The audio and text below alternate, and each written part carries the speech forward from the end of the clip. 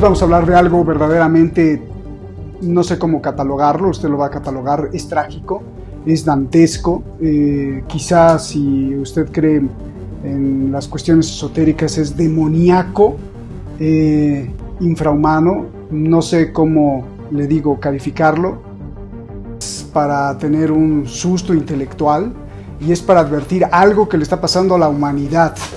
¿De qué estoy hablando? Vea usted esto. Soy Roberto de la Madrid y esto es Detrás de la Razón. Comenzamos.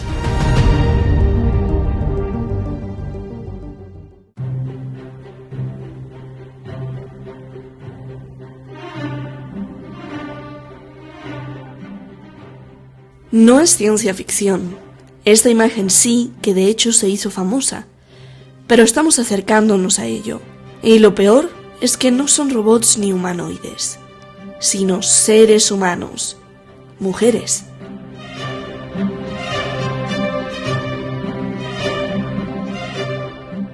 Médicos están tramando que las mujeres que sean declaradas con muerte cerebral todavía sirven ¿para qué? Para convertirse en máquinas reproductivas. Nos alerta el analista Eduardo Luque en su investigación. Resulta que en Colombia, el Colegio de Médicos, aunque dice que ya se disculpó, publicó en su revista científica Epicrisis un artículo que propone usar los cuerpos de las mujeres, aún vivas, pero con muerte cerebral, para introducirles embriones y realizar embarazos.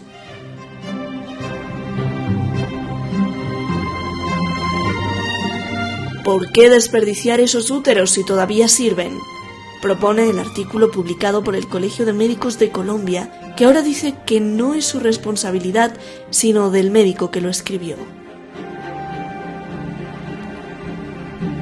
El artículo está basado en otro del famoso portal de bioética BioEdge, firmado por Michael Cook, fundamentado en el trabajo de Anna Smayor, de la Universidad de Oslo, que desarrolla el concepto de donación gestional de cuerpo entero en la revista Theoretical Medicine and Bioethics.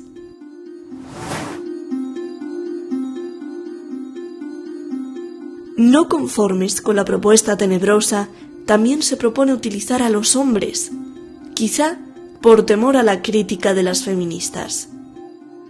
Escuche esta cuestión. ¿Qué pasaría si los cuerpos de los hombres pudieran adaptarse para servir como incubadoras fetales? La tecnología para esto está mejorando rápidamente. Sea repugnante esto para usted, o si usted cree que esto ayuda a mejorar la vida de parejas que quieran tener hijos, esto abre la puerta a algo muy claro, quizá de tamaño infrahumano: la mercantilización total de la vida. La cosificación más grande del cuerpo humano, más allá de la vida misma, y la posibilidad de crear y diseñar a su gusto seres humanos.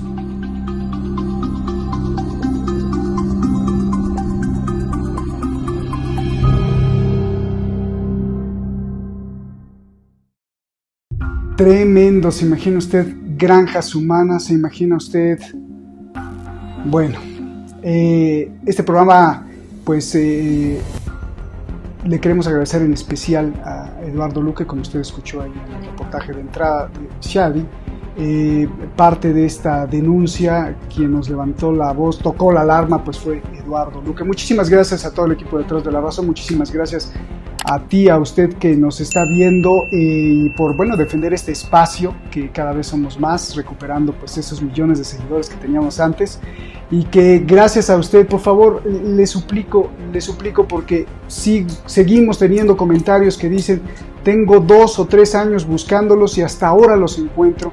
Y esto quiere decir solo una cosa, que el motor de Google y el motor de YouTube no nos pone, nos esconde, si es que ya no nos censura o nos quita los programas o los canales, nos esconde. Entonces la única forma de poder estar ahí es que usted pues le diga a otro, o reparta solo el link, coméntelo también, porque las cosas que se discuten aquí son de vital importancia, ya sea geopolítica, médica, social, y el tema de hoy pues es verdaderamente lamentable.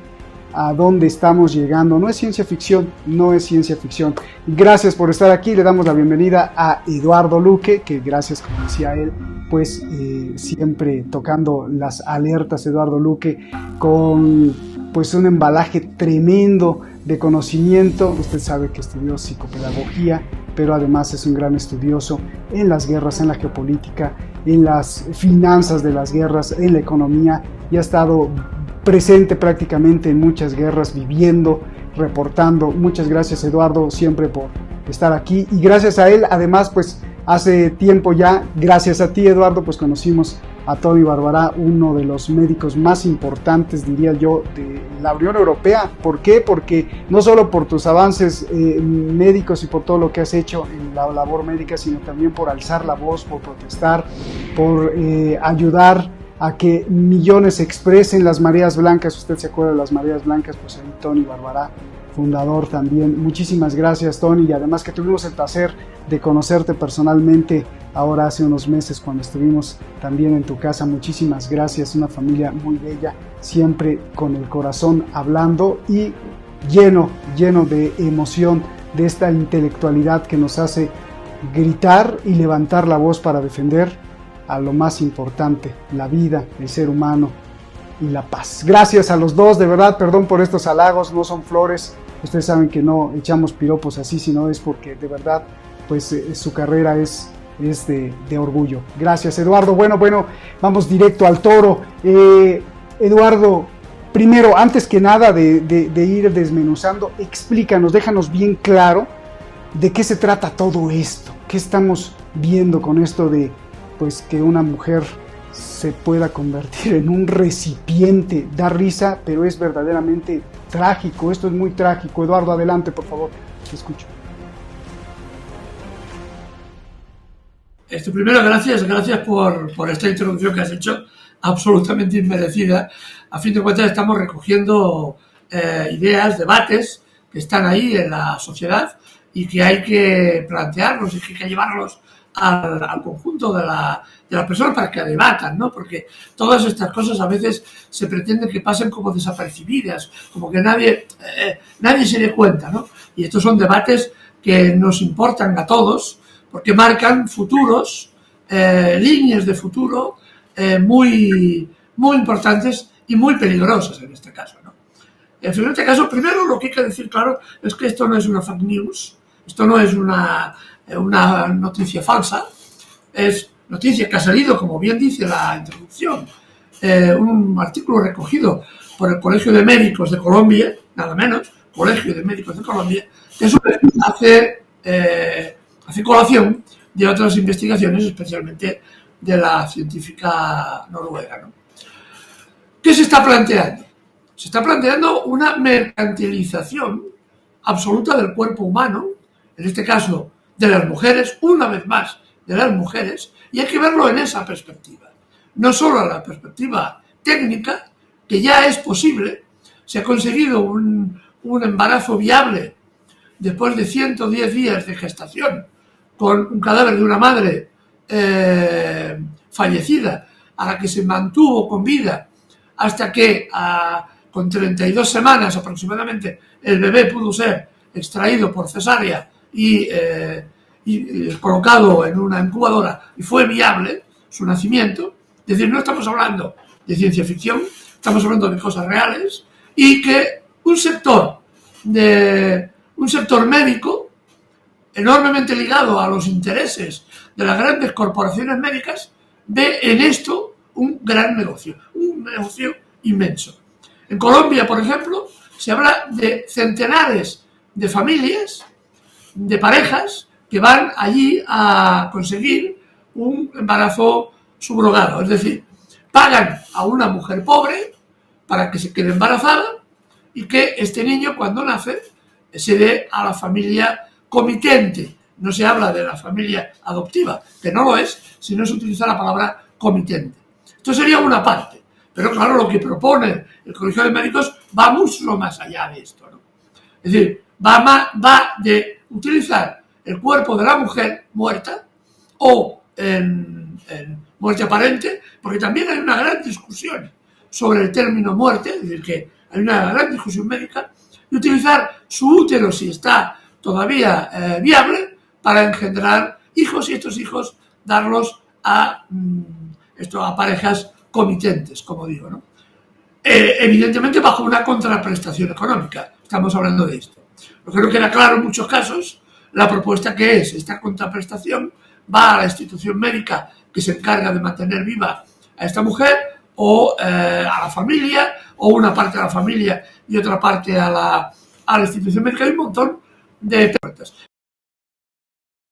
Lo que sí queremos señalar es que esto no es ciencia ficción, sino estamos planteando lo que se plantea a través de este artículo, es una utilización del cuerpo de la mujer como realmente no se había conocido nunca, ¿no? Porque el embarazo subrogado existe, está legalizado en unos cuantos países, está legalizado, por ejemplo, en Tailandia era gratuito, después se puso de pago, y ahora vuelven a intentar colocarlo como gratuito y plantean a su vez volverlo a cambiar posteriormente como contraprestación económica.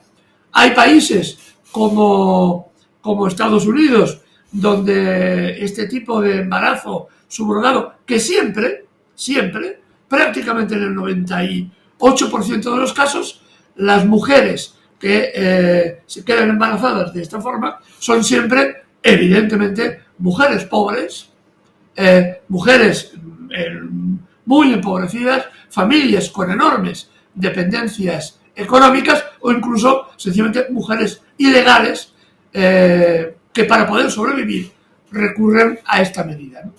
En Estados Unidos vale aproximadamente unos $165.000, mientras que en Colombia este mismo planteamiento vale unos 60.000. Por los datos que tenemos y que hemos ido recogiendo de aquí y allá, a la familia, a la madre gestante, se le abona una cantidad ridícula, 6.000 euros. Es decir, calculemos, bueno, $6.000, pero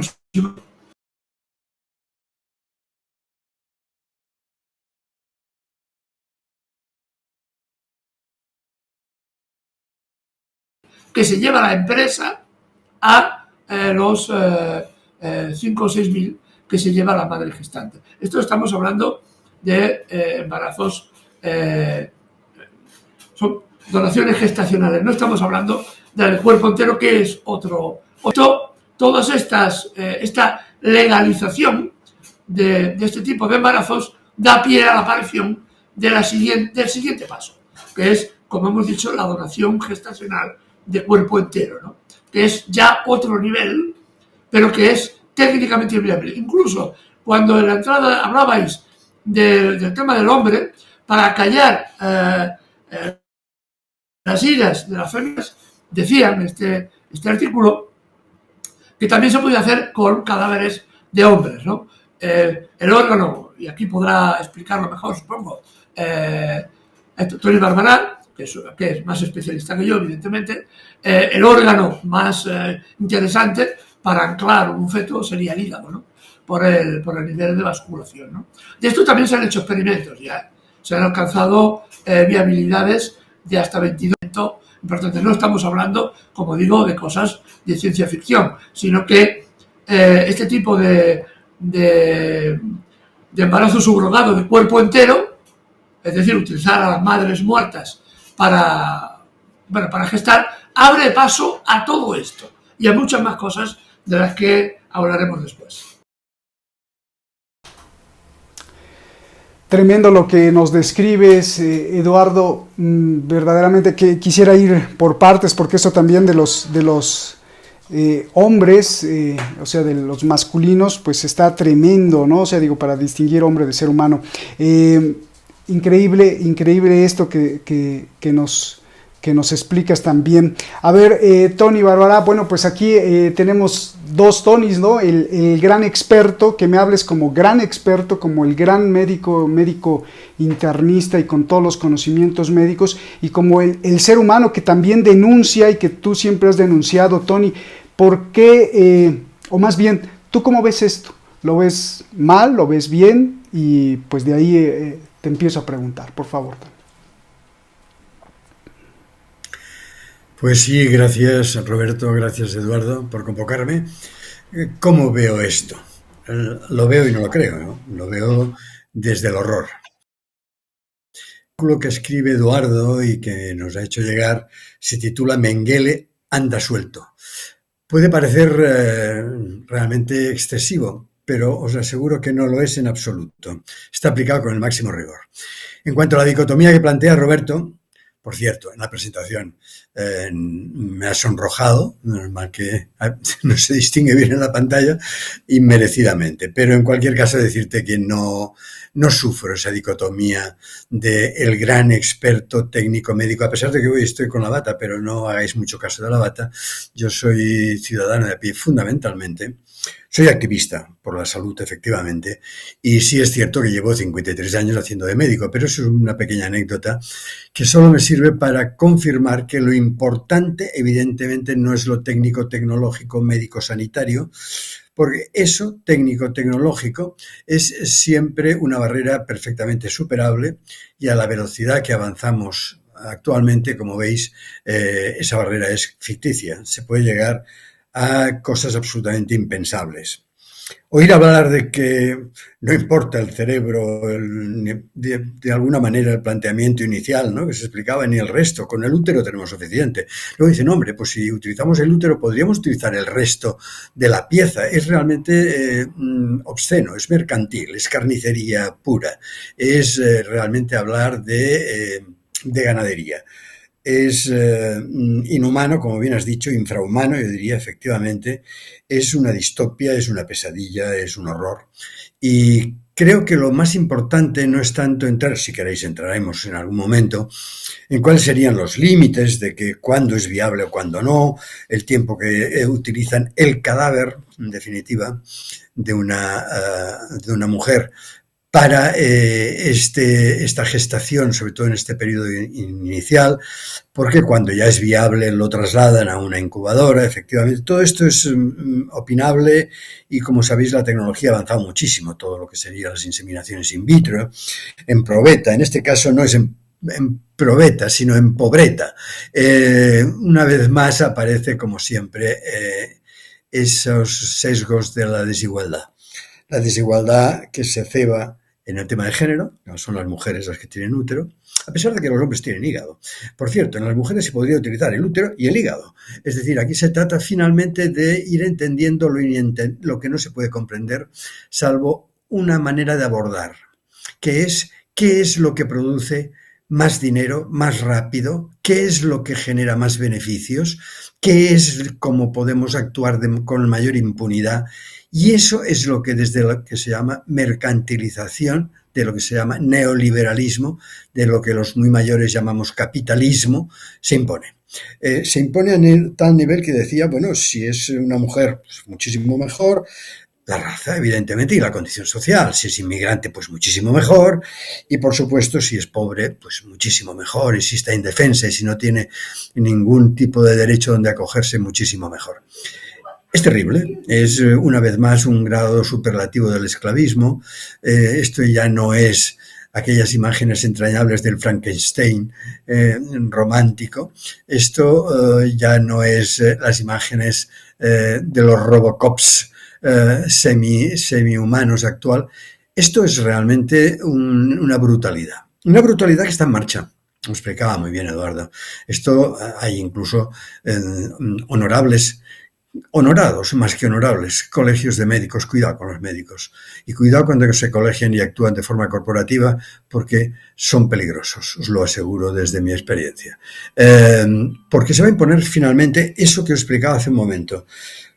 Como dicen los franceses en su filmografía, cuando no entiendas la película, hazte la gran pregunta. Cherchez la femme, dicen ellos. Busca a la mujer y entenderás la trama de la película.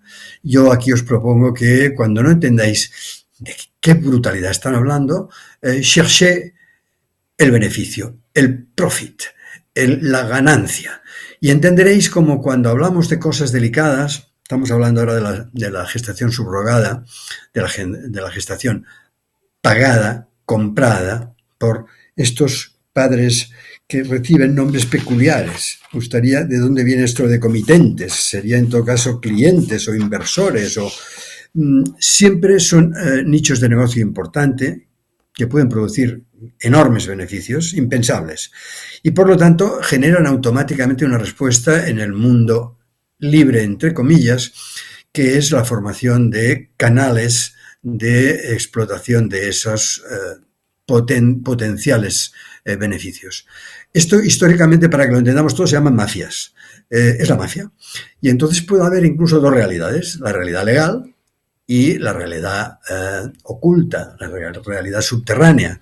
En España, desde donde os hablamos, tanto Eduardo como yo, este tema, el tema de la subrogación o el tema de, luego entiendo que hablaremos de pasando al resto del cuerpo de las donaciones de órganos, o hablaremos de eutanasia, ya que estamos hablando de cómo llegar a la muerte, o cómo proponerla, o cómo tratarla, o cómo sacar beneficio de eso también. Decía que hay dos sistemas, el legal, evidentemente, y el ilegal. El ilegal es, una vez más, el negro. ¿Por qué le llamarán el negro? Le llaman el negro, pues porque es una manera de entender que eso es subterráneo, pero que efectivamente eso existe en los países más civilizados del mundo. Incluso, como bien explicaréis, y ya Eduardo lo dejo ahí, introduce en su artículo, el pulcrísimo, avanzadísimo, liderísimo Canadá es un país que hace ostentación de su humanidad y de su compasividad y de lo que el mismo Eduardo califica, yo creo, como esa compasividad que sería naif, que sería una forma de explicar, entender la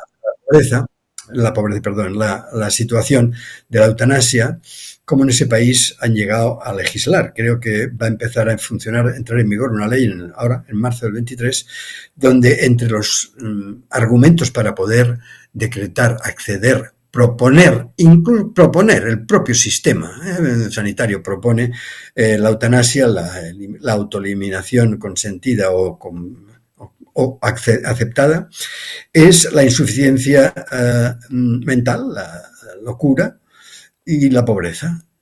No sufra usted más, pobre loco, no sufra usted más, pobre, le ofrecemos una salida digna y compasiva. Acepte usted una eutanasia. Porque eso da dinero. Y yo en la reunión anterior hablaba de otra forma de hacer dinero, que es el negar la eutanasia.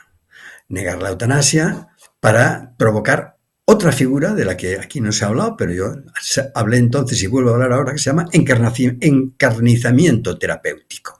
Es decir, vamos a mantener el semicadáver en vida durante el tiempo que haga falta mientras eso nos dé dinero.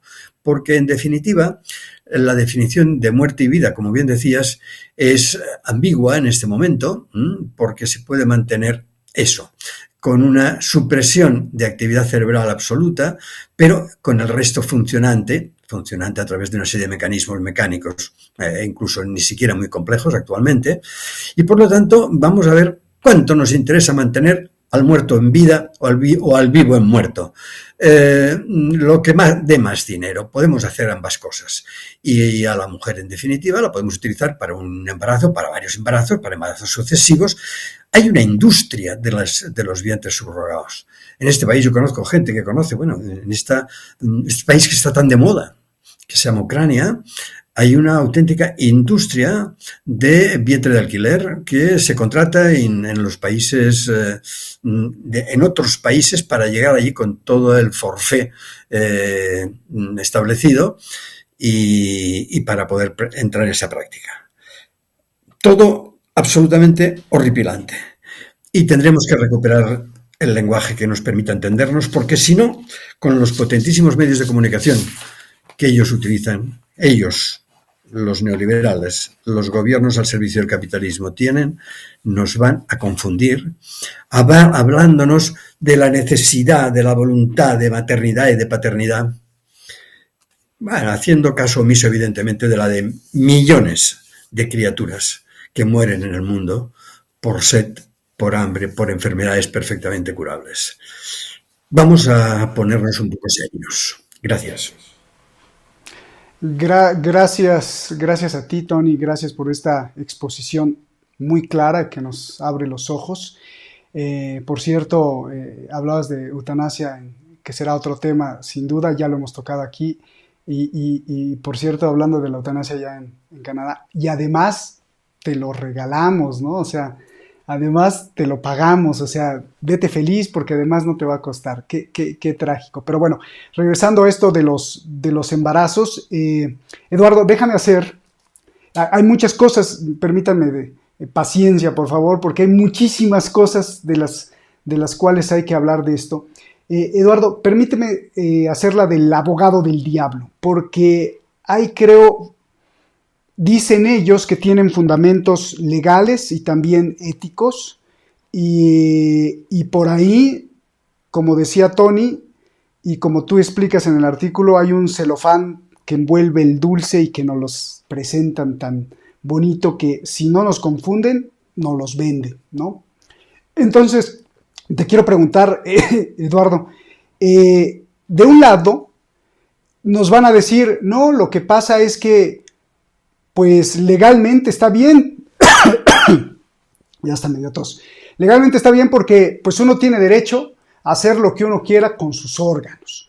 Entonces yo pongo ahí en mi testamento o en mi declaración de voluntad que si me da muerte cerebral, me quedo como vegetal, el tallo encefálico bueno, solamente eso está bien, pero ya yo estoy prácticamente desconectado y quedo en coma para siempre porque tengo muerte cerebral, pues es mi decisión que mi cuerpo se alquile, o es mi decisión que mi cuerpo, pues yo sabré lo que hago con mi cuerpo. Y ahí está legalmente. Entonces, por un lado tenemos eso, Eduardo, ¿y qué pasa si la señora o la mujer dice, bueno, pues, que mi familia se aproveche de los dineros que se pueden usar para el bebé que pueda yo tener allá adentro, si es que me da muerte cerebral, por el aspecto legal? Por el aspecto ético, o moral más bien, te van a decir, oye Eduardo, pero no seas infame, hay muchas parejas que quieren tener un bebé y que lo han intentado todo y no pueden tener un bebé. Entonces, ¿para qué desperdiciar esa mujer que, pues, si bien está muerta cerebralmente, pero el útero le sirve re bien? Entonces, pues no seas malo, dale esa felicidad a esa nueva familia que quiere tener un bebé, ya sea porque pues la mamá no puede implantar el embrión, hay infertilidad, lo que sea. Entonces, tenemos esos dos por donde nos van a atacar y nos van a tratar de convencer cómo deconstruir y explicar que eso, pues eso no es humano. Por favor, háblanos de estos dos puntos que te dije. Incluso habría otro tercer punto que tiene relación con los dos, que es el que utilizan muchos de los que pretenden justificar todo este tipo de cuestiones, ¿no? Que es el derecho de la mujer libremente a escoger, ¿no? Que es el otro gran argumento que se utiliza siempre, ¿no? Yo soy libre para escoger, por ejemplo, un embarazo subrogado o no. Pero aquí, claro, el problema no es de la libertad. La libertad entre dos iguales, económicamente y socialmente, tiene un sentido. Pero libertad de un pobre que necesita un embarazo subrogado para poder comer porque no tiene otra alternativa, respecto a un pudiente, a una persona rica que que desea comprar ese niño, no hay una relación de igualdad. Así que ese es otro de los argumentos que también se utiliza y que es profundamente falso, ¿no? Éticamente, ¿no? Porque evidentemente no hay dos posiciones de igualdad económico y social, ¿no? ¿Qué pasaría cuando una persona hace un testamento vital? Es decir, una vez uno muerto, dices, bueno, mis órganos que sean donados para salvar a otras personas. Lo que estamos hablando, que en ese caso la donación de órganos tiene una finalidad para salvar vidas humanas.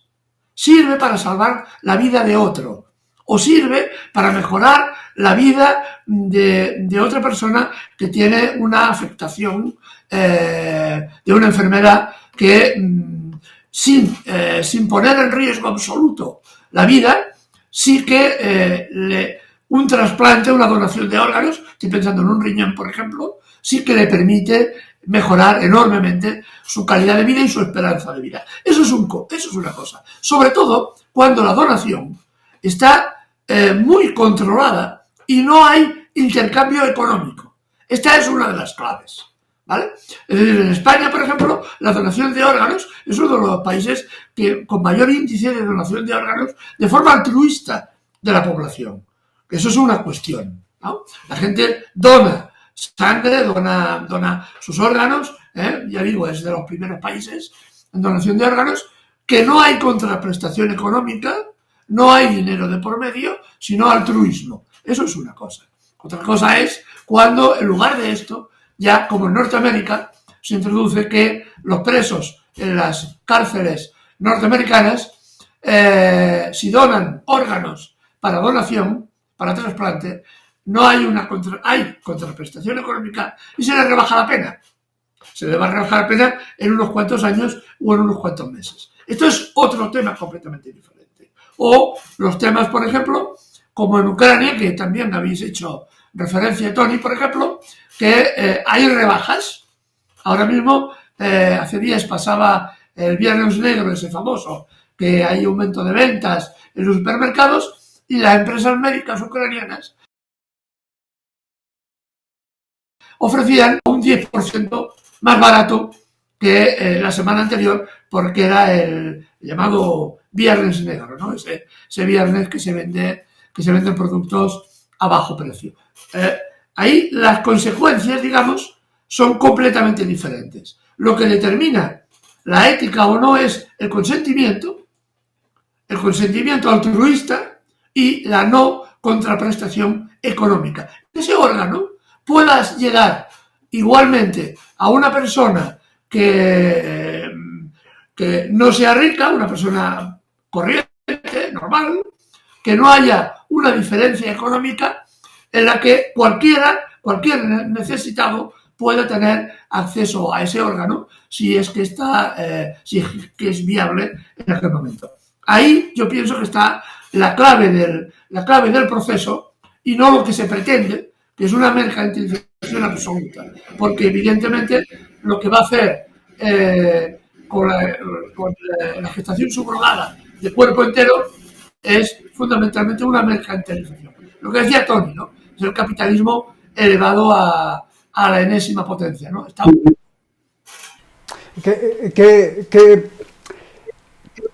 ¿Qué cuadro, ¿no? ¿Qué pintura al óleo haces en la cuestión de la desigualdad? Porque no me imagino una princesa de estas del Reino Unido o de algún país, o bueno, no princesa, sino hija de algún, o esposa de algún mandatario, o alguna mandataria, o mujer muy rica que llegues y dices, oiga, no quiere gestar a un niño allá adentro, pues obviamente te van a decir que no, y eso parte o ejemplifica claramente esa desigualdad en donde la libertad entre dos de la misma condición sí vale. Antes de pasar con Tony, y gracias Eduardo, antes de pasar con Tony, Eduardo, decías que la donación de órganos es para salvar vidas, para darle una mejor calidad de vida a otra persona, pero entonces los neoliberales te van a decir, sí, pues por eso le estamos salvando la vida a un niño que no puede nacer, o le estamos dando una mejor calidad de vida a una pareja que vive en tristeza y depresión porque no pueden tener un hijo, o le estamos salvando incluso la vida a ese matrimonio de que no pudo cumplir su meta de procrear. Entonces, pues estamos salvando y estamos defendiendo y defendiendo la vida de la especie humana, ¿no? ¿Qué les dirías, Eduardo? Hay otras vías yo estoy pensando en la adopción de miles y miles de niños y niñas que hay necesitados de estos recursos. Yo hablo a nivel personal. Yo tengo un hijo también adoptado, que es guatemalteco, y evidentemente esto pues era una necesidad y se vio así y se adoptó y hay esa posibilidad, si no hubiera la posibilidad aún, pero aún así hay también otro aspecto personal, ¿no? Y es decir, a veces la naturaleza, desgraciadamente, impide determinadas concepciones, ¿no? Y también hay que hacer caso a lo que la naturaleza a veces indique, ¿no? Porque desgraciadamente para la pareja que le toca, ese hecho es un hecho doloroso. Yo he conocido personalmente algún caso, ¿no? Pero es que a veces la naturaleza, en lugar de ayudar a la procreación de niños o niñas que incluso pueden llegar a tener problemas posteriormente, la naturaleza lo que hace es evitar la concepción, ¿no? Pero desgraciadamente a veces ocurre, ¿no? Y ahí la vía es básicamente la adopción, aunque evidentemente ahí hay otro negocio enorme,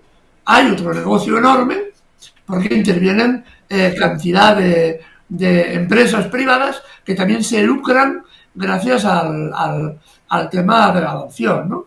Desde abogados, hasta psicólogos, hasta médicos, hasta asistentes sociales, todo está privatizado y evidentemente también eso es otro gran negocio también en marcha, ¿no? Pero evidentemente hay personas que desgraciadamente pues no podrán tener hijos en su vida, y esto es una cuestión que también hay que asumirla como una realidad de las personas, ¿no? Porque no todo el mundo está dotado para determinadas cosas, ¿no? Y a veces la naturaleza, como digo, opta por esta vía antes de que se puedan producir pues embarazos, hijos después que tengan algún problema serio, que de esta forma el cuerpo evita precisamente estas cuestiones. Y evidentemente digo, hay la vía de la adopción y hay una necesidad impresionante de adoptar a miles y miles de niños. Estamos viendo lo que está pasando en Ucrania, en Siria, en tantísimos países. Y que se haga un control exhaustivo sobre eso es evidente. Pero que hay esta vía que es mucho más interesante incluso. Hay sobre el tema de la gestación subrogada del cuerpo entero. Cuando se dice a las familias, sobre todo ya decimos que son familias con alto nivel económico, por el costo que representa, hay también otra variable que se oculta a veces detrás, y es cuando se implanta el feto en el útero de la madre, ya previamente, con la técnica actual, es perfectamente posible escoger una serie de variables genéticas. Evidentemente, estas familias que pueden pagar ese tipo de gestación no van a querer, mejor dicho, van a querer tipologías raciales muy concretas. Estoy pensando en si son, por ejemplo, familias norteamericanas o europeas, evidentemente el modelo racial va a ser el modelo nórdico, ¿no? El alemán, rubio, alto, ¿no? Ojos azules, ¿no? Eduardo, te voy a interrumpir porque ese tema está muy jugoso y no quiero que lo expliques hasta la siguiente pregunta, porque le tengo varias preguntas a Tony. Lo que estás diciendo está, pero porque se abre la puerta exactamente a la selección genética, pero como si fuera niños a la carta, ¿no? Lo que estás diciendo, pero aguántamela ahí porque quiero, antes de pasar a eso, que ese es otro tema, y la cuestión incluso militar. Espérame ahí, Eduardo, perdóname, déjame ir con Tony. Tony, a ver, aquí tenemos una pregunta que se me hace interesante, que hay que resolver para, sobre todo estos médicos corporativos que nos ponen pues unos juegos de palabras ahí tremendas. Yo soy una mujer, ¿no? Yo soy una mujer, firmo mi voluntad anticipada de donación de órganos. Entonces la pregunta, Tony, es ¿hasta dónde yo, ser humano, soy un órgano o soy un ser humano? Porque hay unos médicos de estos corporativos que dices que son peligrosos, que dicen, no, pues ya firmó la donación de órgano, le declaramos muerte cerebral, ya no existe la conciencia, ni eso dicen ellos, y pues todo lo demás es un órgano, ¿no? Pues hay que usarlo en lugar de tirar, o en lugar de cerrar la caja, o sea, en lugar de cerrar el féretro o cremarlo, o enterrarlo, o matarlo, o lo que quieras, pues utilicemos el útero. ¿Hasta dónde, Tony, si me declaran muerte cerebral, hasta dónde yo soy órgano? Sí, tienes toda la razón. Bueno, como el programa. Mirad, yo insisto siempre que puedo, y aquí puedo, que una batalla pendiente, fundamental, para lo que pueda ser el futuro de esta humanidad, este planeta o no, es lo que llamo la batalla del lenguaje. Nos han subvertido el lenguaje, han cambiado el significado de las cosas, de las palabras, y si no nos aclaramos por ahí, pues realmente nos tienen liquidados, porque ellos tienen toda la potentísima máquina mediática para que su versión sea la que prospere. Los eufemismos, las medio mentiras, las medio verdades, son habituales en el lenguaje de los intereses del negocio. Las trampas posibles, digo trampas, pues con toda la voluntad del delito impune, que situabas hace un minuto, Roberto, pues están a la orden del día. Como todo el mundo sabe, las organizaciones mafiosas son especialistas en trampear y en ocultar y en opacificar. Está absolutamente claro. Finalmente, el dinero, el mercado no tiene ningún límite moral. El único objetivo declarado, y además sacrosanto, es ganar más dinero, más potencia, más poderío, cuanto antes mejor, cuanto más acumulativo mejor. De lo que habéis estado hablando antes, hay dos o tres apuntes que querría hacer que realmente creo que son muy interesantes antes de girar página, ¿no? Una es ese tema del sentimentalismo, evidentemente, y más allá del sentimentalismo, el sentimiento, cuando es real y cierto, de la voluntad de ser papá y mamá, mamá y mamá, es decir, de tener bebés. Entiendo que hay quien opta por esta opción, hay quien no, y que en todo caso la libertad puesta así, sin mayores matices, pues bueno, tú no es libre de querer tener 20 hijos o ninguno. Creo que Eduardo lo situaba. Para hablar de libertad hay que hablar de condiciones previas. Libertad no es lo que a mí me da la gana. La libertad de uno acaba justo cuando empieza la del de al lado. Y esto no se tiene en cuenta cuando se habla desde estas posiciones neoliberales, evidentemente. Pero el tema de los bebés es viejo. Es una fuente de negocio, de transacción, de poder muy antiguo. Mucho antes de la tecnología. Históricamente, pero no me referiré a muchos siglos atrás, me refiero al siglo XX, por poner uno más cercano, que algunos casi recordamos porque vivimos una parte de él. El tráfico de bebés ha sido siempre un negocio sustancial. Como sabéis, yo digo tráfico, que es un eufemismo. El robo de bebés ha sido una parte sustancial del juego, y en todas las situaciones donde ha habido opresión, donde han habido dictaduras. ¿Pongo alguna? Bueno, pues poneros una en Latinoamérica, pongamos la Argentina, por poner una. O si queréis, nos acercamos a Europa y ponemos la española, la franquista, que es otra. Ahí el robo de bebés era una práctica sistemática. Y además con colaboraciones absolutamente reverenciales, porque habían determinadas instituciones religiosas que caritativamente acogían a madres, futuras madres embarazadas, solteras, en pecado, que ocultaban durante el tiempo del embarazo para que la sociedad no las penalizara por sus desvaríos, y luego gestionaban con caridad cristiana pues el futuro de esos bebés, y que en definitiva estamos hablando otra vez de tráfico, otra vez estamos hablando de elementos corruptibles y corruptos. Esto existía, existe y sigue existiendo actualmente. Por lo tanto, no es un tema nuevo. Lo que sí hay son cosas nuevas. Y, por ejemplo, hoy hay técnicas reproductivas muy avanzadas que permiten efectivamente a parejas que hasta aquí tenían dificultades objetivas, yo diría físicas, obstétricas o ginecológicas o genéticas para poder tener bebés, pues que lo pueden solventar pues con un montón de posibles alternativas de carácter médico.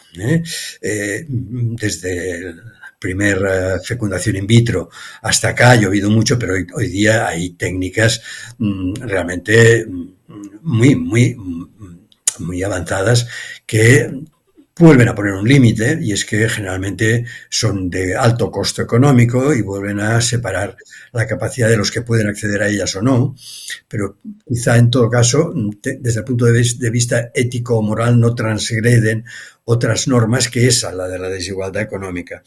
Por tanto, si una pareja o no pareja quiere tener... Hay madres y padres monoparentales, quiero recordarlo, que nunca se acuerda nadie de ellos. Parece ser que hay que ser dos. Se puede ser uno, o dos, o tres para tener y para criar y cuidar una criatura. En todo caso, para amar una criatura. Y para amar una criatura, pues está muy bien si puede ser por un parto y si puede ser natural, todavía mejor. Y si puede ser sin necesidad quirúrgica, pues todavía mejor. Y si puede ser deseable, todavía mejor. Y si puede ser en un centro seguro, todavía mejor. Y si puede ser con unas mínimas garantías de supervivencia, todavía mejor, que no sea un parto, el séptimo parto en una tribu de la África pobre por carencia de métodos anticonceptivos, porque su cultura, su religión les impide utilizar algo tan absolutamente elemental como un preservativo, o cuando nos iríamos desviando del tema. Bebés han habido siempre y querencia de bebés lo ha habido siempre. Hay alternativas que ya no entran en la nueva tecnología, que digo, tiene sus límites, pero realmente reconozcamos que hay avances tremendos. Pero si a pesar de eso la naturaleza sigue siendo hostil y no acepta ninguna de las técnicas actuales, pues efectivamente hay otras opciones. La adopción es una entendible, practicable y practicada desde hace mucho tiempo, también evidentemente con inmersiones que a veces corroen la limpieza de esa adopción. Quiero decir que, por ejemplo, en España, y no todo va a ser una crítica, por ejemplo, en el tema de trasplantes, el Comité de Donación de Órganos es, que yo sepa hasta aquí, absolutamente inquebrantable. La lista, el orden de lista pasa una serie de controles de todo tipo y una serie de criterios de todo tipo, criterios en los que absolutamente prohibitivo el económico, ni el de prevalencia, ni el de presunción de importancia. Lo digo porque esa es la manera justa y legal de acceder a un órgano cuando se está en una lista de espera de un riñón o de un corazón o de un hígado. Volvamos a los bebés, pues la adopción es una opción, pero hay más opciones. Hay una que se habla poco y que yo creo que es fundamental, que es la acogida. La acogida no es que te den un bebé para siempre, para toda la vida, desde los primeros pañales hasta la adolescencia y luego los primeros sustos cuando empieza a salir de casa sola. La acogida es un tiempo con una, dos, tres personas que todavía no son autónomas. Estoy hablando de niños, bebés o no tan bebés. A la gente le encanta que sea bebé, pero bueno, puede ser una persona que ya hable, a lo mejor habla otro idioma, pero le vas a poder enseñar tu idioma y aprenderte un poco del suyo. Es decir, la acogida es una gran opción. Pero luego hay más, hay la ayuda humanitaria, hay ONGs, hay posibilidades de realmente ayudar a miles de bebés que no nacen y que están muriendo porque tienen sed y porque tienen hambre. ¿Eso es una figura escapista? No, señor. Esa es la cruda realidad que ocultan, pero esa es la necesidad más absoluta. Lo que pasa es que para eso hay que posicionarse finalmente y una vez más. O estás por la vida o estás por el negocio. No se puede servir a dos señores. Y si estás por la vida, aceptarás todos esos límites técnicos que hablábamos, límites técnicos, pero fundamentalmente de carácter ético y de carácter moral. Y si está por el negocio, no hay ningún límite. El límite es la acumulación de poder y de dinero solamente. Por eso algunos estamos radicalmente en contra de la mercantilización de la salud, de la mercantilización del progreso, de la mercantilización de la vida, de la mercantilización de la humanidad, de la mercantilización de las personas humanas, pero de la mercantilización del planeta. También se van a cargar el planeta. Sin ningún tipo de escrúpulos, no hay escrúpulos, no se rinden cuentas. Y cuando hay que hacer una campaña mediática se hace y saben cómo vender y mucho. Por eso las pocas voces que todavía son pocas, pero sobre todo las pocas que hay además las tapan, tenemos la obligación ética y moral de denunciar esta situación. Hay que luchar contra este sistema absolutamente horripilante que se llama capitalismo y que realmente está detrás de todos los horrores, que incluso hace que los avances técnicos sean eso, materia de mercado, fundamentalmente. Estos apuntes que haces son una cátedra, querido Tony. Solo que me queda esa duda, que nos encontremos a una madre muy materialista, que venda todo, y que la madre desde el ser fantasma, porque ya no existe, pero vive, te diga, no Tony, yo firmé que se podían donar mis órganos. Y entonces tengo muerte cerebral, ya no puedo hablar, ya no existo médicamente o clínicamente, ya no existo. Los doctores me declararon muerte cerebral, pero y toda la familia y todo te dice, sí Tony, aquí dice, mira, en la voluntad anticipada, que dona todos sus órganos y que con su cuerpo puede hacer lo que quiera. Entonces le están metiendo un embrión y la hacen una máquina de embarazo. ¿Cómo desde el punto de vista médico y legal le podemos decir, no, espérate, usted no es un órgano, usted sigue siendo un ser humano, o qué decimos, Tony?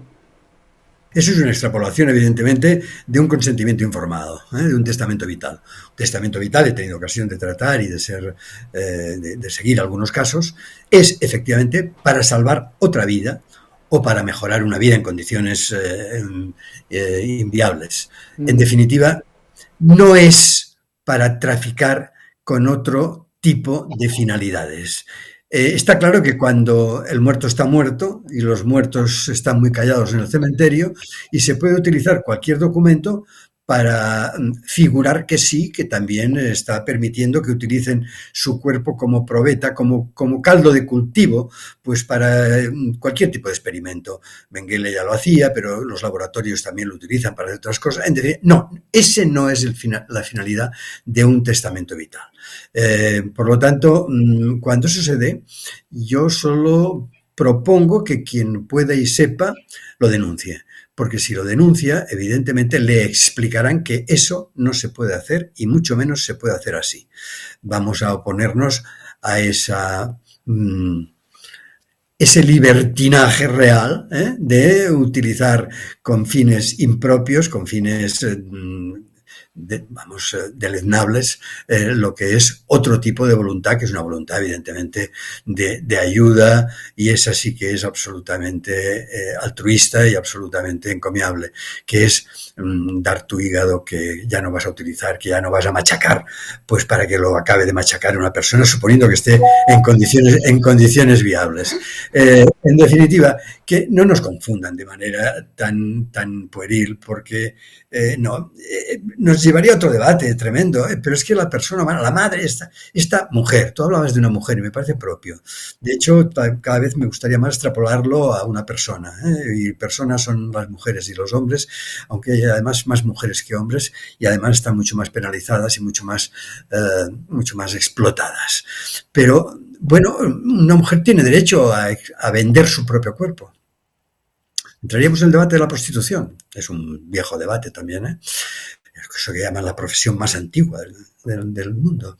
Tiene derecho. Ella va a hacer con su cuerpo, en definitiva, lo que considere.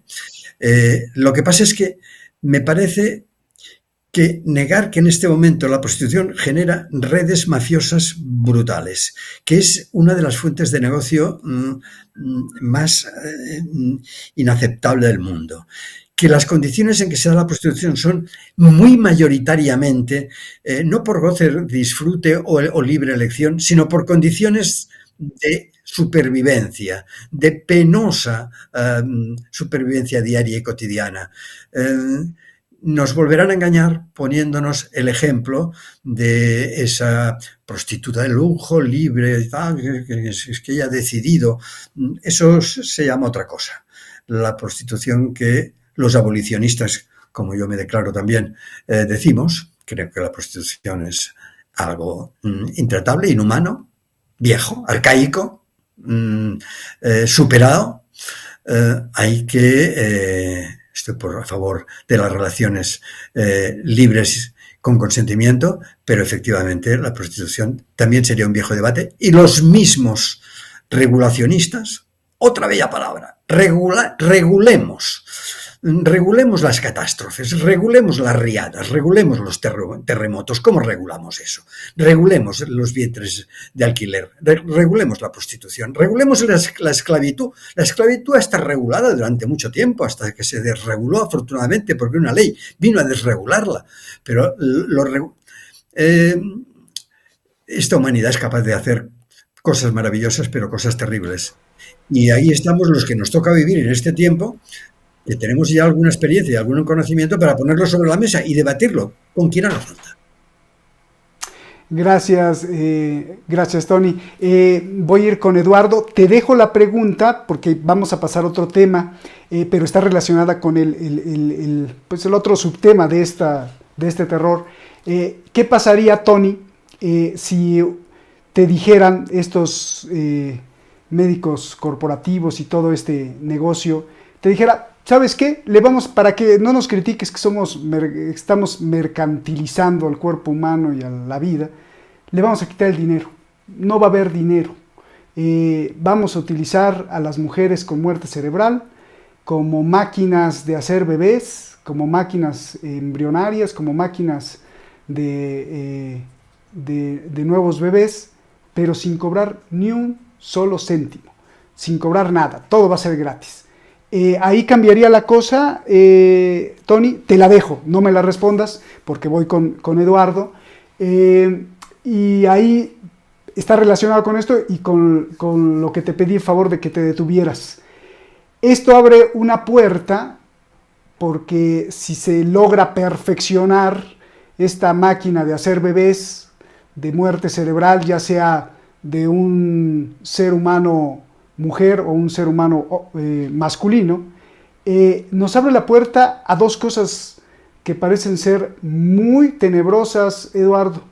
Una, a que con dinero selecciones al bebé y digas, mira, pues yo lo quiero así, cómo va el embrión, y que además si no te gusta, pues puedas abortar, ¿no? O sea, abórtalo y otro hasta que te guste, primero sin meterte en la cuestión legal de que si está permitido, o la cuestión ética si está permitido o no el aborto. Pues, ¿por qué? Pues porque es un saco de tejidos, la mujer que se quedó con muerte cerebral, y entonces tú pues estás pagando y dices, quiero que lo aborten, quiero que no lo aborten, y además, quitando la cuestión legal, puedo seleccionar niños a la carta, como lo decías tú, lo quiero con ojos verdes, azules, negros, lo quiero moreno, lo quiero negro, lo quiero blanco, lo quiero alto, lo quiero...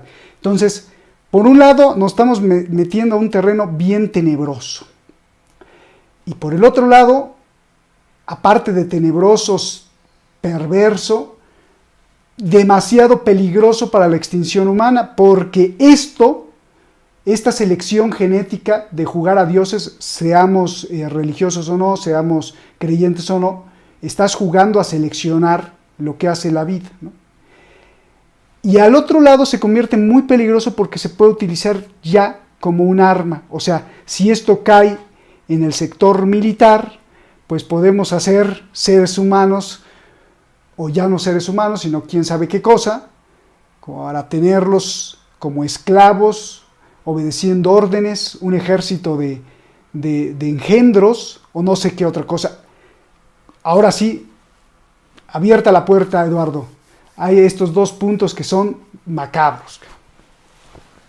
Sí, es una puerta que nos abre el paso a un abismo, ¿no? Es como la utilización, por ejemplo, de la manipulación genética con fines militares ya viene de antiguo. Es decir, el caso más reciente o más conocido son las investigaciones del doctor Mengele, por llamarlo de alguna forma, aquel personaje que experimentaba con prisioneros de los campos de exterminio en la Segunda Guerra Mundial. Pero es que ha habido más ejemplos, ¿eh? Es decir, el Estado de Israel se ha sabido que en la década de los 70, 80 estuvo desarrollando, gastando ingentes cantidades de dinero para desarrollar un arma biológica que afectara solamente a lo que ellos consideraban que era una raza a extinguir, que eran la gente, fundamentalmente los palestinos y los árabes, ¿no? Se estuvo investigando durante décadas, gastando, ya digo, ingentes cantidades de dinero para crear un arma biológica específica para estas personas. Se partía de un apriorismo ideológico, no tanto de una investigación científica, ¿no? Y que no hay diferencias sustanciales étnicamente y cromosómicamente entre digamos, la raza, por llamarla de alguna forma, judía, que era lo que ellos proponían, o la raza árabe, ¿no? Esto evidentemente no funcionó, porque no había una base científica. Pero ya digo, se estuvo investigando como arma de guerra, ¿no? Y ahora se intenta recolocar de otras formas, ¿no? La investigación en armas biológicas de índole genética están muy avanzada también y se han desarrollado auténticos esperpentos, ¿no? Da miedo, ¿no? Da miedo todo esto, ¿no? Por ejemplo, se han llegado a crear auténticas quimeras, es decir, se ha inyectado genoma humano en los óvulos de cerdos y de ovejas para conseguir una quimera exactamente para probar, ensayar si era posible sin ninguna visión más allá, porque evidentemente era mucho más complicado lo demás. Y se habían conseguido, lo paradójico es que se han conseguido resultados, ¿no? Se produjo una gestación, duró unos 20 y tantos días y frente a los problemas éticos que venían a continuación, los problemas jurídicos, que eran muy, muy importantes, se destruyeron los embriones a los 20 y pocos días, ¿no? Pero que hubiera sido viable. De esto también se está investigando. Evidentemente los militares pusieron sus ojos rápidamente en esta investigación porque se estaba desarrollando también con resultados esperanzadores, entre comillas lo digo, las mezclas entre genes de hombres y genes de hombres, mujeres, de personas con genes de monos, ¿no? Esto no es ciencia ficción, no es el mundo feliz de Aldous Huxley, no es aquella película de los años 80, ¿no? Cuando el destino nos alcanza, ¿no? Es una realidad que ya está aquí, es decir, que de este tipo de investigación, donde los militares ponen los ojos, va encaminada precisamente a todo esto, ¿no? Y esto viene a cuento, por ejemplo, yo lo explico algunas veces, de que cómo la investigación científica se ha adoptado precisamente al exterminio de las sociedades. Hay un personaje que todos conocen, que se llama Hans Asperger, que fue el descubridor de un síndrome, del síndrome de Asperger, que murió en los años 80. Este personaje, que fue un médico que trabajó profundamente bajo la dirección de la jerarquía nazi y que buscaban la fórmula para exterminar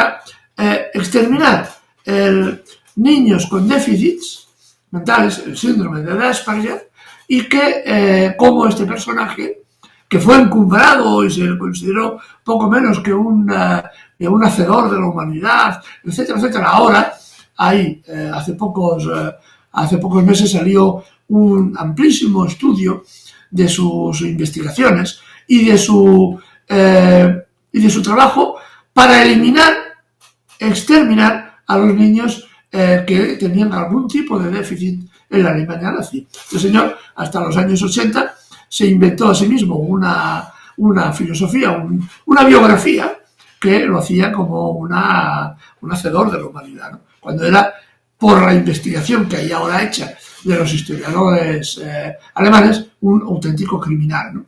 Es decir, que la investigación viene de muy atrás y se proyecta desgraciadamente en el futuro. Y la gestación subrogada de cuerpo entero, esto de lo que estamos hablando, abre la puerta. Si se rompe esta barrera, se abre la puerta a este abismo, ¿no? A un abismo realmente que está poblado de auténticos monstruos, ¿no? De auténticos monstruos que ponen en riesgo precisamente la propia humanidad, ¿no? La raza humana, ¿no? En su conjunto, ¿no? Porque evidentemente esto genera planteamientos imaginaciones realmente que son espeluznantes, ¿no? Uno recuerda, por ejemplo, el libro del Mundo Feliz, cuando aquí había aquella raza de los Epsilon, es una raza, una mezcla de personas y de monos, que adaptados a trabajos duros, con coeficientes intelectuales muy limitados, con un cuerpo muy fuerte y que trabajaban muchísimo, ¿no?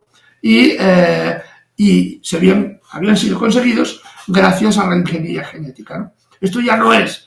Eso fue cuando lo escribió Huxley, este libro, era ciencia ficción, evidentemente. Hoy esa ciencia ficción está cada vez más cerca. Y a esto hay que ponerle, evidentemente, remedio. Hay que evitar la mercantilización, como decía Tony perfectamente.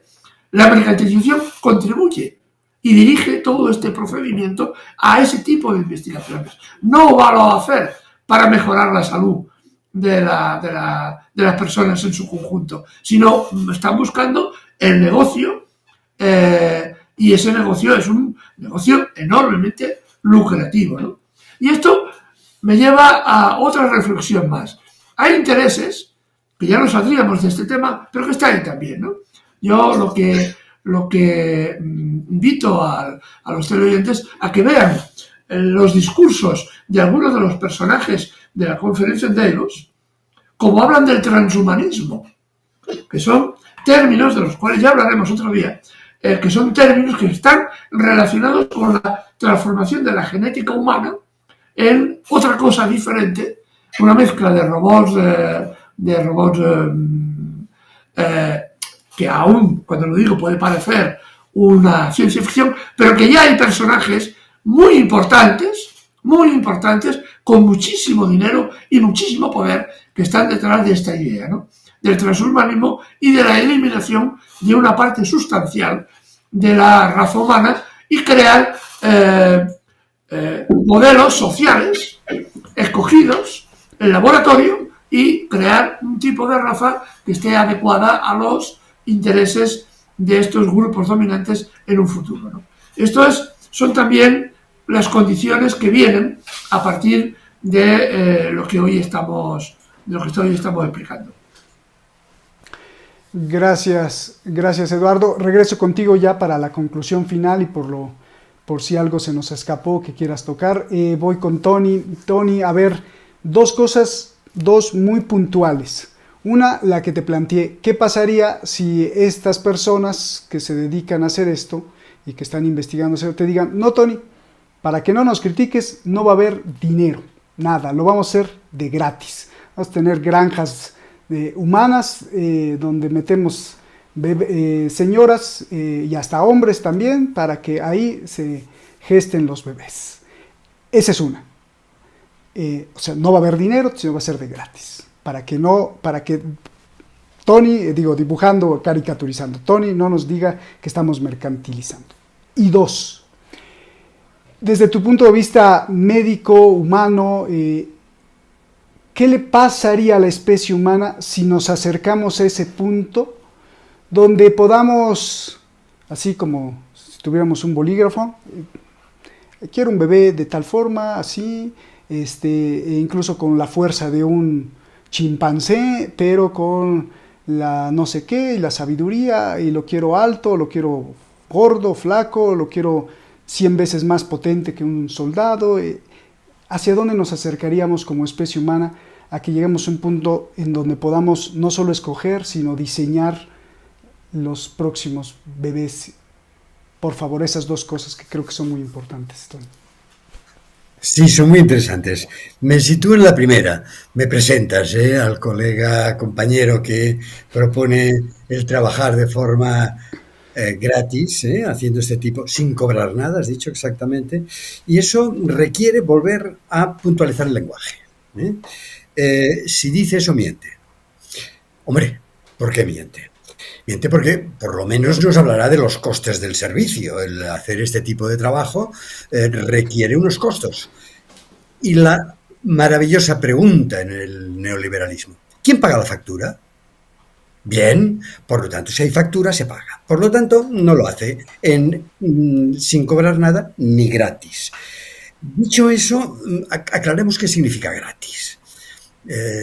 Los anglosajones dicen free, es decir, eso, no, que no hay que pagar. Y en el idioma español lo de gratis lo entendemos como se ha abierto la barra, que podemos pedir barra libre. No, pues no, mire, no confundir gratis con prepagado o financiado por los servicios públicos. El gran debate en España, en la sanidad, estamos muy agitados de lo mal que estamos, de lo muy mal que estamos y vamos yendo a peor. Es que las autoridades sanitarias, como más derechosas más, dicen, no se os puede dar todo gratis. Y les contestamos, mire ustedes no nos dan absolutamente nada gratis. Los servicios públicos los hemos prepagado con nuestros impuestos, con nuestro trabajo, en definitiva. Ustedes están simplemente gestionando aquello que es público. Lo digo porque puede haber países ricos donde efectivamente hayan algunas de estas técnicas que entren en la cartera de servicios de la Seguridad Social o del Sistema Público de Salud, y esa sería otra historia. Pero en cualquier caso, cuando nos digan gratis, pensemos en los trileros, ¿sabes? No sé si conocéis los trileros, aquel juego de una bolita con 3 caparazones y los hábiles timadores en la calle, finalmente apuestas dónde está la bolita. Si la bolita siempre está en otro sitio, evidentemente, y tú pierdes. Bueno, pues, ¿dónde está la bolita? ¿Dónde está el beneficio? Si nos hablan de gratis, rasca. Cherchez la pasta. ¿Dónde está la bolita? Porque hay bolita. Y es una bolata enorme, porque la están ocultando además. Porque cuando dicen, no, sí, mire, yo cobro porque quiero hacer dinero, porque así, he estudiado medicina porque quiero vivir muy bien y ser millonario, bueno, pues mira, como mínimo le agradezco la sinceridad. Si me dice usted que se llama Tereso de Calcuta, pues le diré que me está engañando, seguro. Por lo tanto, no los escuchéis. Y con los países ricos, España sería un país más que medio rico, muy mal repartido, pero en todo caso, donde sí que hay determinados servicios de atención a la reproducción, a sistemas reproductivos, pues en mayor o menor grado, en función incluso de cada autonomía, todo esto es distinto, es muy desigual, etcétera, pero que en ese caso, insisto, entonces es el sistema público el que está preocupado por dar una alternativa a un problema que se reconoce como tal y que, como es un derecho social, la salud es un derecho económico, pues se le atiende como tal. No es gratis. Por lo tanto, los corporativos, como su propio nombre indica, son corporativos. Y están por la corporación corporal de incorporar todo lo que puedan incorporar, que se llama profits, que se llaman beneficios. Y yendo a la otra pregunta, que es que ¿dónde irá a parar una especie humana donde el prototipo de personaje de subproducto que ibas comentando? Bueno, como sabéis, vivimos en sindemia. Sindemia es la superposición de varias crisis, la crisis de la pandemia sanitaria, la crisis de la pandemia energética, la crisis energética, la crisis económica, la crisis cultural, la crisis climática. En definitiva, en este planeta lo que se está jugando en este momento, hace rato, pero ahora de forma precipitada y acelerada, es la propia continuidad y supervivencia del planeta. Y para que el planeta subsista como tal, o si pudiera ser mejor, pero en todo caso no mucho peor, hay algo que se acepta universalmente, que es la diversidad de las especies. Cuando generemos el subhumano perfecto, que será evidentemente no minoritario, sino que será realmente una casta reducida a la minoría y habrá exterminado evidentemente a todos los subproductos que hacen otras cosas. Habremos llegado a un grado de desaparición de diversidad, que eso es literalmente inviable con la subsistencia y con la vida. Por lo tanto, en ese momento, cuando se llegue a eso, que creo que yo no voy a estar, por supuesto, vamos, que me ausento de inmediato, pero creo que es que ni los más jóvenes espero que lleguen, no habrá planeta, no habrá vida, no habrá pregunta, no habrá cuestión. Este planeta será eso, una distopia, una pesadilla, un horror, donde efectivamente ni las peores películas de horrores pueden llegarnos a plantear.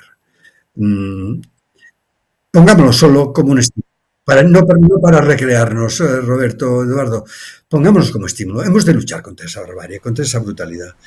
Y vuelvo a decir que vengan los que nos explican lo de la gratuidad y se lo explicaremos, dónde está el beneficio. Porque el beneficio puede ser un incremento del prestigio corporativo, el beneficio puede ser otro tipo de compensaciones, pueden ser algún tipo de beneficios compensadores de ese altruismo.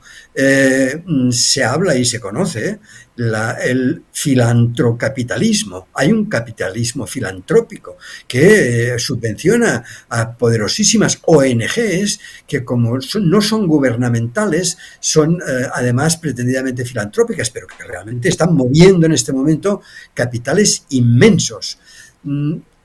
¿Dónde está la bolita? Cherchez la femme. Busquemos dónde está realmente lo que hemos de desenmascarar. Ese enemigo se llama capitalismo, por mucho que le pongan batas blancas, verdes o de colores. Qué tremendo lo que dices. Oye, Tony, ¿y qué esto que nos estás diciendo, por ejemplo, de la diversidad de las especies, que es pues prácticamente el sello de la evolución de todos los seres vivos, que esto no lo saben todos esos que tienen tanto dinero y tienen a su servicio científicos prestigiados, médicos, biólogos, que no lo saben? Y si no lo saben, o más bien, yo creo que sí lo saben, y si lo saben, ¿por qué le siguen apostando al mercantilismo sobre todo lo demás, si es prácticamente firmar la muerte de la especie, ¿no? Claro que lo saben y lo saben tan bien, y desde hace tanto tiempo. Lo saben en parte porque además lo han diseñado, porque además lo están gestionando. Lo saben perfectamente y por eso lo ocultan y por eso dedican tantísimo dinero a enmascararlo en forma de filantropía o enmascararlo sencillamente con poderosas campañas de intoxicación y de idiotización generalizadas que están funcionando a la mar de bien en forma de otras cosas para que la juventud se distraiga. Lo saben perfectamente, pero el capitalismo no es una doctrina humana ni humanista. El capitalismo es insaciable, el capitalismo solo se mueve con un solo principio, que es acumulación de más y más y más capital.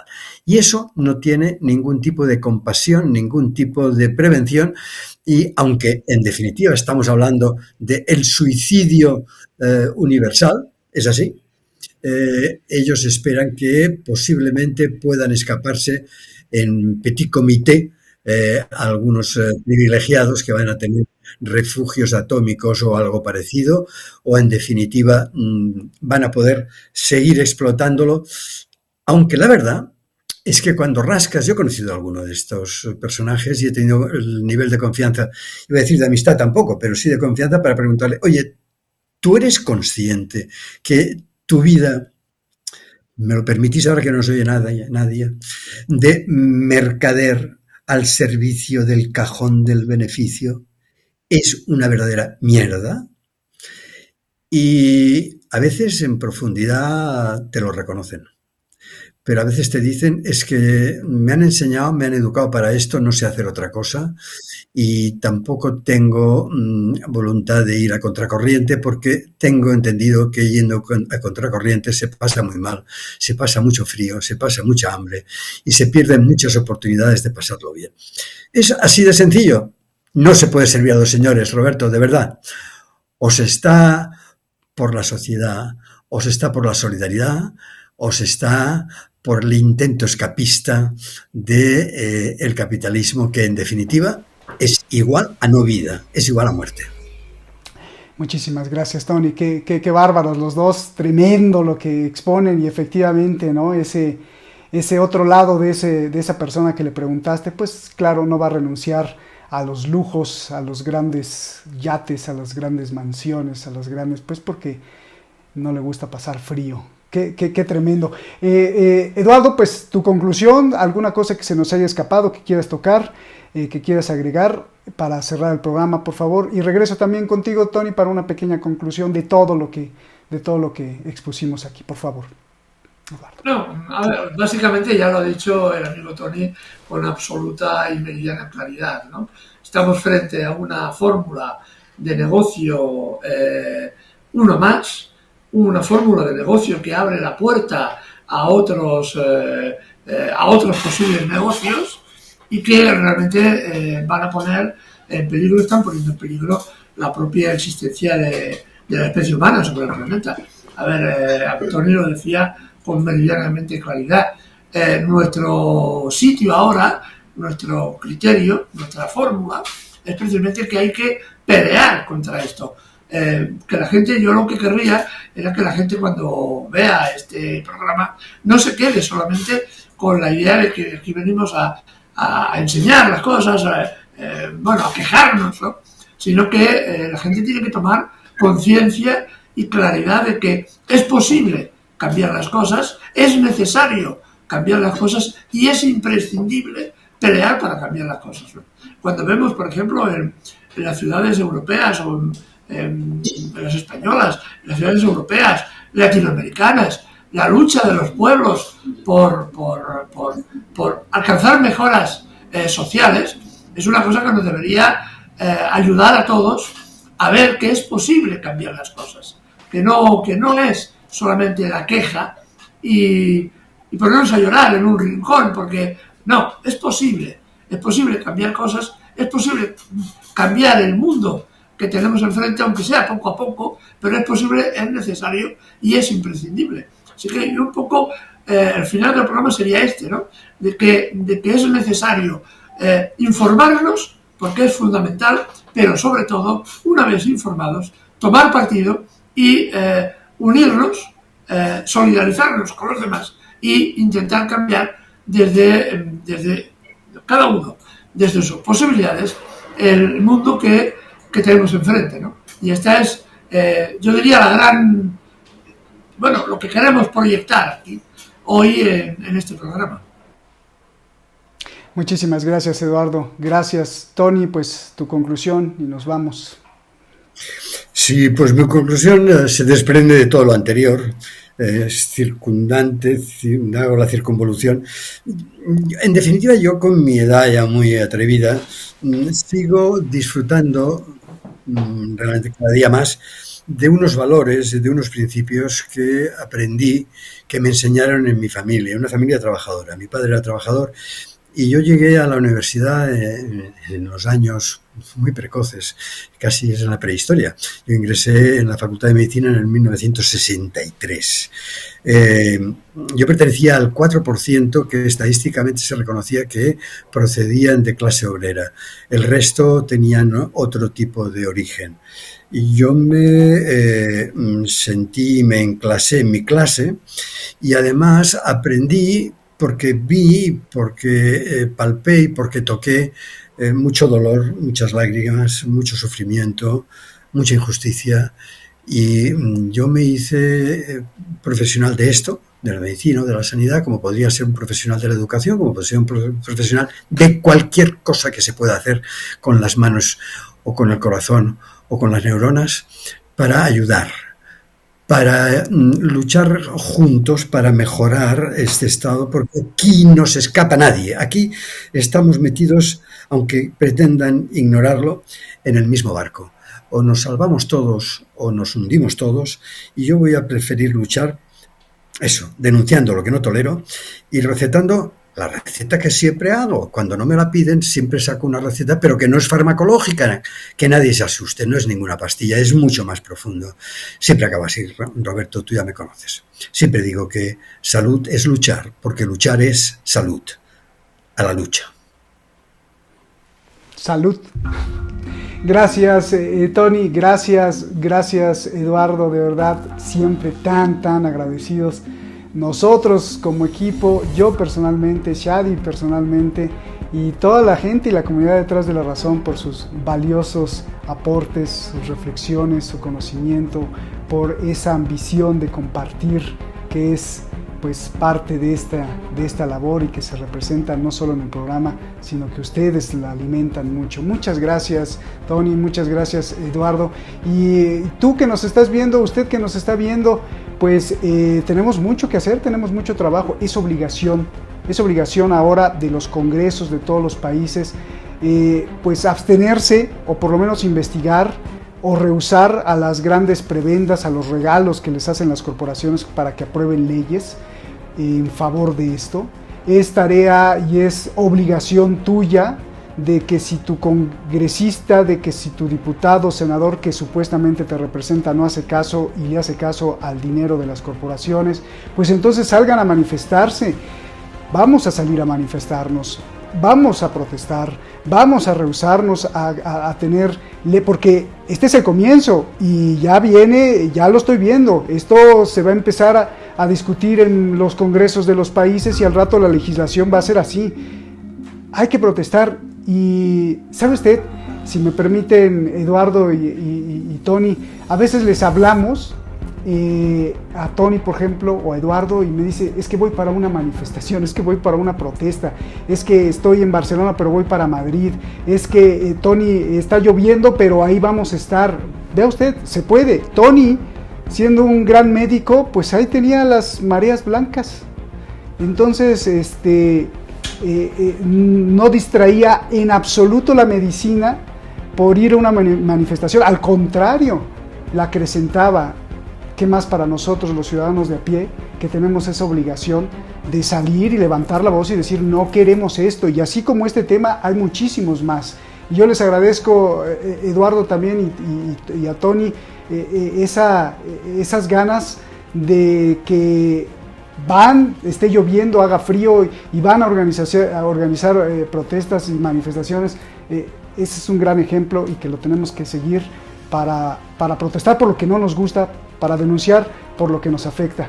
Muchísimas gracias, un abrazo, hermanos, gracias a los dos. Y esto es tarea no solo para el religioso, para el creyente o para el ateo, es para todos.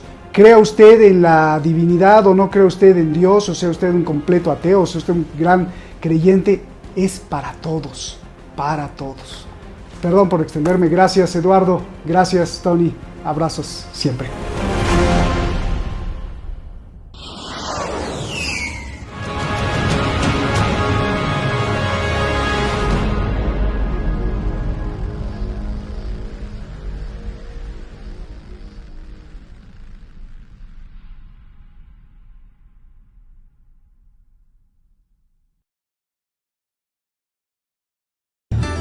Quiero pedirle, como todos los canales lo hacen y que gracias a eso podemos existir y llevar la información, que haga algo muy sencillo. Solo píquele ahí y suscríbase, toque la campanita, para que este espacio de libertad continúe. De lo contrario, los que nos quieren manipular seguirán avanzando. ¡Saludos!